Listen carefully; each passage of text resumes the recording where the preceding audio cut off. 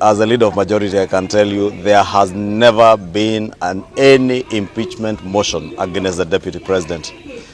That has been his creation, and those that he walks around with is a sympathy-seeking gimmick to try and incite people from the Mount Kenya region, and more so against members of parliament. If you keenly listened to him yesterday, he passed a veiled threat to the people of Kenya when he said that even an impeachment motion would cause political instability. Or rather, he framed it that it's about the stability of the nation, political stability of the nation. What he actually meant is that he is trying to threaten, should there be one, that there will be political instability.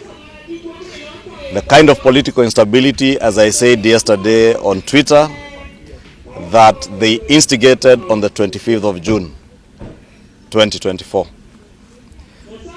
That is a threat, the veiled threat he intended to pass on to the people of Kenya, that he will cause political instability should there be an impeachment motion. But for the record, there has never been. I am yet to see one. I was last in Parliament on Tuesday, the whole day. There was no impeachment motion. No member of Parliament has ever proposed, even to collect signatures. So it's only the Deputy President who has been speaking about his own impeachment. Probably he's calling for it. I do not know. He might be calling for it. Or he might be imagining that if it comes, he can incite one region of our country against Parliament and against members of Parliament, because that is a fear he has been trying to sell.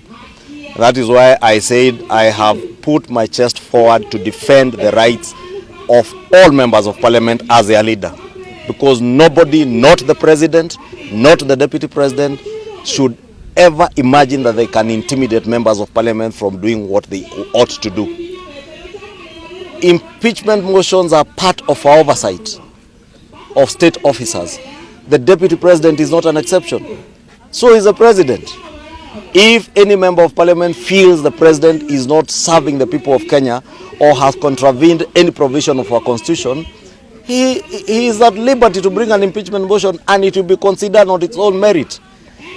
In the same purview, if any member of Parliament feels the Deputy President has not performed as he ought to have performed as a national leader, or has breached any provision of the Constitution, it is up to members of Parliament. Any member of Parliament who is at liberty to bring an impeachment motion is a constitutional provision that is in a constitution that you can impeach anybody from the President to cabinet secretaries and other public officers.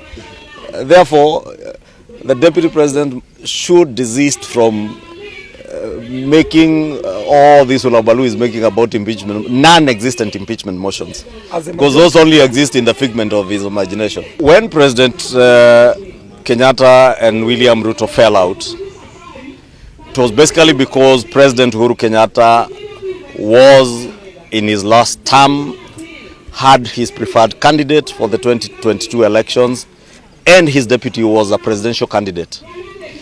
We are now in the first term of this administration. Gachagua has not told us whether he is a candidate in 2027, although all intents and all indications indicate that he wants to run for president.